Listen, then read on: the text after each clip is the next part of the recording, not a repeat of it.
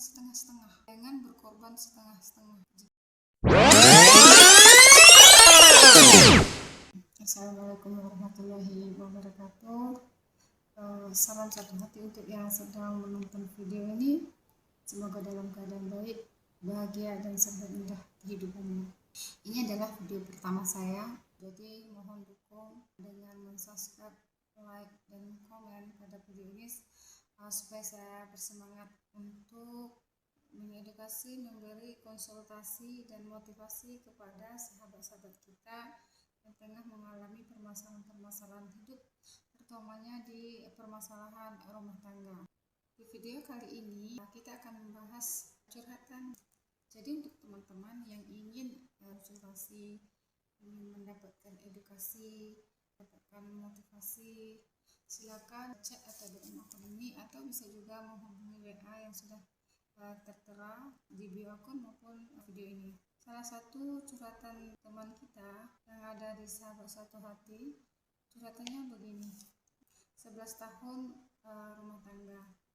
Allah, hampir 3 tahun aku mengalami rumah tangga mati rasa. Sampai di titik ini masih bisa bertahan. Entah apa yang saya rasakan, entah kehidupan apa yang saya jalankan. Awalnya saya diselingkuhi suami saya. Saya begitu mencintai suami saya. Saya begitu menyayangi dia.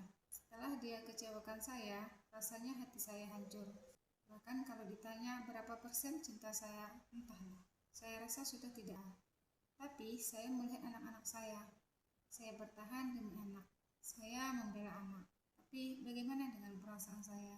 Ya Allah, saya minta jalan terbaik untuk kewarasan saya. Saya senyum di depan semua orang banyak. Saya tertawa lepas. Hidup kelihatan happy. Tapi jujur, itu sebagai pil obat untuk menjaga kewarasan saya. Saya harus gimana ya, Bun? Selain saya harus kuat demi anak. Mendengarnya saja begitu menyesakkan. Tetapi ini klasik. Bertahan demi anak sebenarnya baik, tapi jangan lakukan setengah-setengah. Jika ingin bertahan demi anak, maka tetaplah menjaga kondisi rumah itu seperti sebelum terjadinya hal-hal yang mengecewakan. Kita harus tetap menjaga keharmonisan, tetap harus menjaga rumah itu dalam keadaan baik-baik saja, supaya itu tidak melukai hati anak kita jika kita memilih bertahan demi anak. Jadi jangan melakukan setengah-setengah, jangan berkorban setengah-setengah. Jika bertahan demi anak, teruslah berpura-pura baik, teruslah membuat keadaan itu baik seperti sebelum terjadi. Pastikan Anda bisa seperti itu. Yang kedua, jika ingin berpisah demi kewarasan kita, diri kita sendiri, ada beberapa hal yang harus diperhatikan. Karena sejatinya perceraian itu yang menjadi korban adalah anak. Jadi tolong perhatikan, yang pertama adalah usia anak. Jika punya anak remaja usia 9 sampai 16 tahun, sebaiknya jangan bercerai. Tunggu mereka berusia 18 atau 21 tahun atau minimal 20 tahun. Karena usia anak remaja 9 sampai 16 tahun usia penolakan. Mereka tidak akan terima kondisi orang tuanya, mereka akan berontak, mereka akan mudah terjerumus ke pergaulan-pergaulan bebas atau lingkungan-lingkungan yang membuat mereka jauh, seperti narkoba, pergaulan bebas, atau ikut motor-motoran, membuat mereka yang penting mereka itu tidak pulang ke rumah gitu. Karena melihat tidak terima atas hancurnya rumah tangga kedua orang tuanya. Yang kedua, jika punya anak balita atau anak usia 4-7 tahun, karena di usia itu mereka sudah mulai mengenal, baru saja mengenal sosok ibunya atau sosok ayahnya, mengenal kebersamaan, baru saja mereka ingin mengenal itu. Jadi kalau itu diputus, kemungkinan ada trauma atau psikis yang terganggu karena baru saja tumbuh saja mengenal. Jadi sebaiknya jangan, harus utuh supaya tidak ada luka-luka yang mereka alami gitu. Banyak orang yang berpikir bahwa berpisah itu menunggu anak besar. Tidak. Justru jika Anda sekarang ini yang mengalami rumah tangga yang di ujung tanduk, kemudian berpikir untuk berpisah, lalu masih memiliki bayi, itu justru sebaiknya Anda cepat-cepat berpisah. Karena anak seusia itu dia hanya akan mengenal ibunya saja. dia belum mengenali bagaimana kebersamaan dalam keluarga, bagaimana keharmonisan, bagaimana keluarga yang utuh. Mereka belum mengenal itu. Jadi sangat baik kalau saat itu berpisah. Begitu pertimbangan-pertimbangan yang harus kita pikirkan untuk anak. Tapi kalau kita mempertimbangkan pendapatan atau penghasilan atau secara ekonomi, kalau Anda belum mandiri, sebaiknya ketika Anda mulai melihat gelagat suami yang sudah jauh atau mengkhianati pernikahan Anda, mulailah untuk mandiri secara finansial. Lakukan apa saja untuk menghasilkan duit, apa saja yang halal dan berkah, sehingga Anda nanti tidak ketergantungan dengan suami. Sekalipun suami nanti setelah berpisah bertanggung jawab atas nafkah anak Anda, tetapi nafkah diri Anda sendiri Anda harus mengcovernya. Jadi jangan sembarang gugat, jangan sembarang mengambil keputusan jika kita sendiri tidak punya kesiapan. Yang terakhir adalah lingkungan keluarga Anda. Bagaimana keluarga Anda menanggapi perpisahan Anda? Jika mereka tidak setuju atau merasa keberatan dan menyuruh Anda untuk bertahan, cobalah untuk bertahan sedikit lagi. Setidaknya Anda belum dapat support gitu.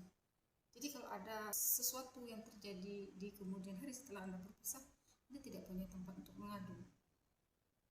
Atau kasih tahu kondisi rumah tangga Anda, kenapa Anda benar-benar mantap untuk berpisah, sehingga keluarga Anda akan mengerti dan mereka mensupport. Perpisahan itu tidak mudah, jangan diambil sembarangan.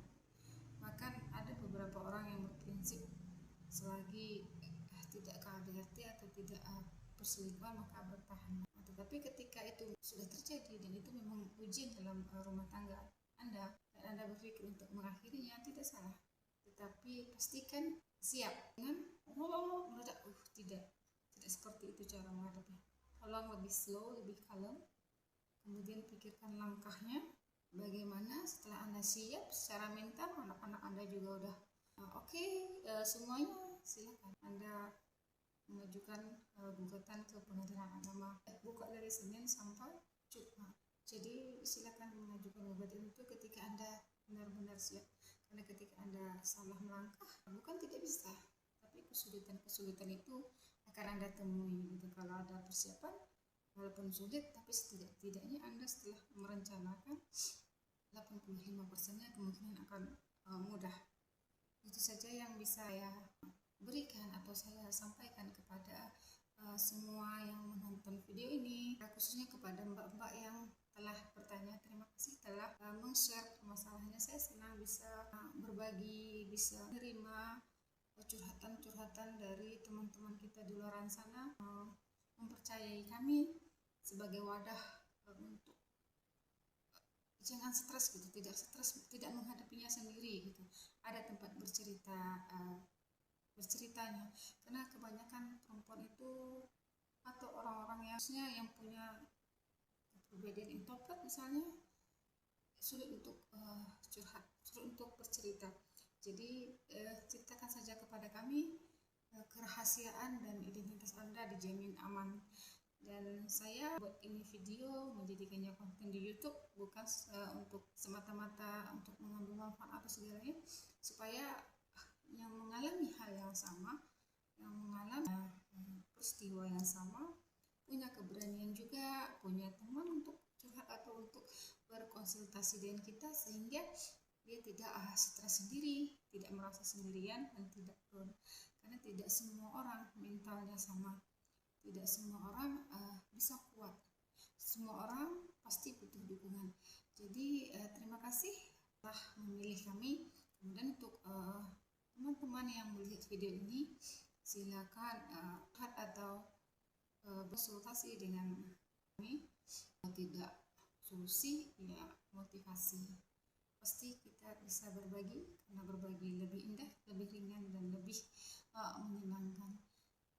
Demikian pembahasan kita hari ini, dan beberapa edukasi yang bisa saya sampaikan khususnya untuk mbak yang bertanya tadi, dan yang di luar sana yang mungkin mengalami permasalahan yang sama. Jadi semoga video ini bisa membantu dan memberi manfaat. Sampai jumpa di video-video yang lainnya. Saya belajar, Anda juga belajar. Terima kasih, saya ucapkan assalamualaikum warahmatullahi wabarakatuh.